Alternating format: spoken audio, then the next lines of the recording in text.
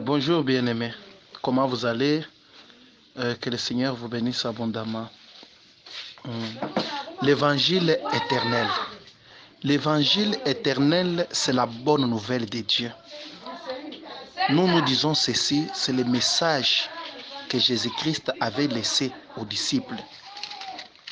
C'est le message que Christ lui-même était venu prêcher ici sur la terre. Il dit dans sa parole, l'Esprit de Dieu est sur moi. Il m'a envoyé, je crois, Luc 9. Il m'a envoyé pour annoncer la bonne nouvelle. La bonne nouvelle là, c'est ça l'évangile. L'évangile normalement, il vient du ciel. Parce que l'évangile qui vient du deuxième Adam. Le premier Adam était tiré de la terre. C'était l'Adam qui on avait pris la poussière.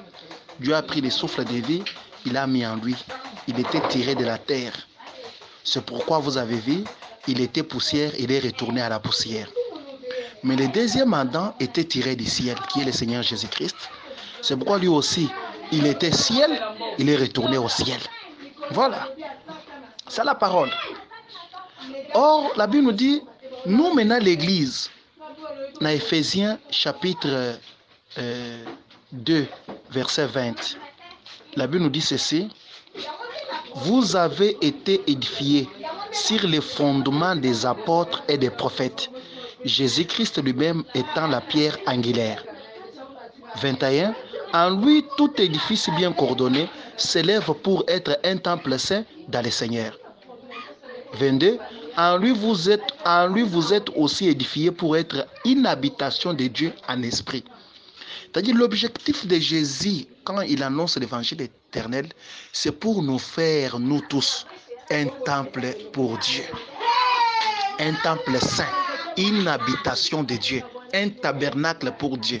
Parce que lorsqu'on parle de tabernacle, tabernacle, les autres signifiaient lié d'habitation de Dieu. Le mot tabernacle. Tabernacle, les autres signifiaient, le tabernacle signifie lié d'habitation de Dieu. C'est ça le tabernacle. Alors, la Bible nous dit que nous avons été édifiés. Quand on dit édifié, c'est-à-dire que nourris par les fondements des apôtres. Les fondements, c'est l'enseignement des apôtres. En d'autres versions, on dit nous avons été nourris par l'enseignement des apôtres et des prophètes. C'est-à-dire que toute l'Église aujourd'hui dans le monde entier, si vous voulez parler de Jésus-Christ, il faut prêcher les enseignements que les apôtres ont prêchés. C'est ça l'évangile éternel. Alors pour nous, il y a des apôtres dans la Bible. Il y a l'apôtre Pierre qui était apôtre des circoncis. Quand on voit circoncis dans la Bible, on voit le peuple d'Israël. C'est-à-dire que l'évangile était venu pour le peuple d'Israël. C'est pourquoi tu vois même Jésus-Christ lui-même disait, je suis venu chercher les brebis perdues de la maison d'Israël. L'évangile était venu d'abord pour le peuple d'Israël. Ils l'ont rejeté. Et Jésus-Christ a tourné le dos au peuple d'Israël. L'évangile est venu maintenant chez les incirconcis. Quand vous voyez dans la parole de Dieu, on parle des incirconcis. C'est-à-dire on voit les païens. Les païens, c'est nous les nations. Les gentils, c'est nous. Alors, l'évangile est venu chez nous. Parce que normalement, le soleil s'élève à l'Orient pour se coucher à l'Occident. L'Orient, c'était Israël. L'Occident, c'est nous les nations. Là où il y a maintenant le soleil. Alors, si vous voyez, la Bible nous dit, nous avons été édifiés sur les enseignements des apôtres. Alors, notre apôtre, par excellence, c'était l'apôtre Paul. Lui, c'était un apôtre des païens. C'est pourquoi Dieu a annoncé l'enseignement. Il a enseigné des apôtres. Il a enseigné des apôtres pour accomplir Éphésiens 4:11. Que dit l'Éphésiens 4:11? Il a donné les uns comme apôtres, les autres comme prophètes, les autres comme évangélistes, les autres comme pasteurs et docteurs. Quelle est leur mission? 12. Pour le perfectionnement des saints en vue de l'œuvre du ministère et de l'édification du corps de Christ. C'est-à-dire que nous, les ministres de Dieu, Dieu nous a donné une mission. La première mission, c'est perfectionner les saints. Quand on parle de perfectionner, c'est-à-dire amener les gens dans la perfection, dans la sainteté, dans la nature parfaite de Dieu. et l'édification du corps de Christ. C'est-à-dire que le corps de Christ, c'est l'Église. Le nourrir pour que les brebis soient en bonne santé.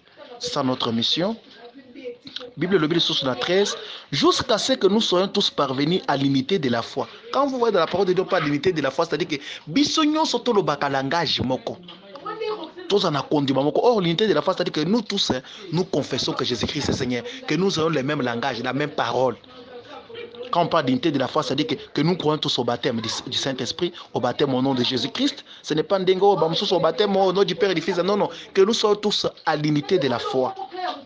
La parole de Dieu encore et de la connaissance du Fils de Dieu et l'état d'homme fait. C'est-à-dire que aux autres là, c'est Éphésiens 4:13. Vous regardez, c'est l'Éphésiens 4:13.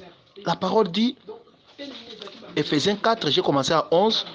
Je suis maintenant au 13e verset. La Bible nous dit, bonjour bien-aimé.